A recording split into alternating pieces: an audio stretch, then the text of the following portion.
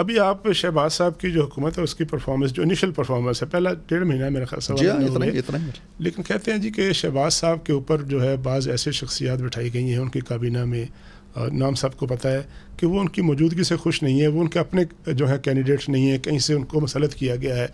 نقوی صاحب ہیں، اورنگزیب صاحب ہیں، شہباز صاحب کمفرٹیبل ہیں ان لوگوں کے ساتھ؟ کوئی ہے پرابلم، اریٹنٹ ہے اس کی وجہ سے؟ دیکھیں شہباز صاحب کے اندر یہ صلاحیت موجود ہے کہ وہ جیسے 16 ماہ میں آپ نے دیکھا ہے وہ کوئی 15-16 پارٹیوں کی حکومت اپنے لائز کو ساتھ لے کے چلے، اور کہیں روز ٹربولنس پیدا ہوتی تھی، کوئی نہ کوئی ٹربولنس ہنر جانتے ہیں.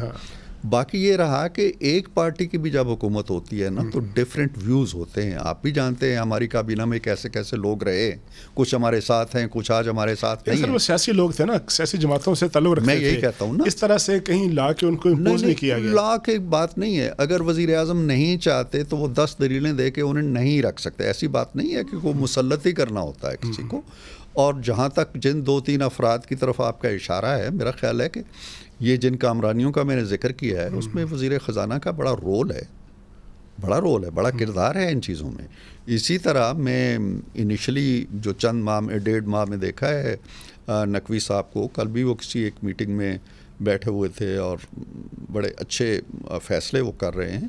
تو ایک کمپیٹنسی ہوتی ہے کسی بندے کی. ان کے کہنے پر اگر آپ نے آئی جی پنجاب کو ریلیو نہیں کیا، اور لگتا یوں ہے کہ ماضی کی طرح مرکز اور پنجاب کی کشمکش ہے کہ ایک بندہ وزیر داخلہ ایک بندہ مانگتا، افسر مانگتا ہے، اور پنجاب کی چیف منسٹر اس کو بندے کو دینے سے انکار ہے. اصل میں اس چیز کی دلیل ہے کہ حکومت بہت اچھی چل رہی ہے اور بڑے مسائل کوئی نہیں ہیں. اس لیے چودھری صاحب اس طرح کے مسائل کو ڈسکس کر رہے ہیں کہ آئی جی نہیں ہے. یہ چیزیں میدان میں کوئی مسئلہ نہیں ہے سر، موجود ہیں، پبلک میں موجود ہیں، لوگوں میں سوالات پیدا ہوتے ہیں. میں کہتا ہوں یہ کوئی بڑا مسئلہ نہیں ہے، یہ انشاءاللہ حل ہو جانے والے ہیں. جو سرکاری عہدیداروں کے تبادلوں تک اگر موضوعات آ جائیں تو اس کا مطلب یہ ہے کہ حکومت ماشاءاللہ. اگر میاں نواز شریف صاحب وزیر اعظم ہوتے تو کیا ان کو اس طرح سے 3-4 بندے ان کی مرضی کے بغیر ان کو دیے جا سکتے تھے؟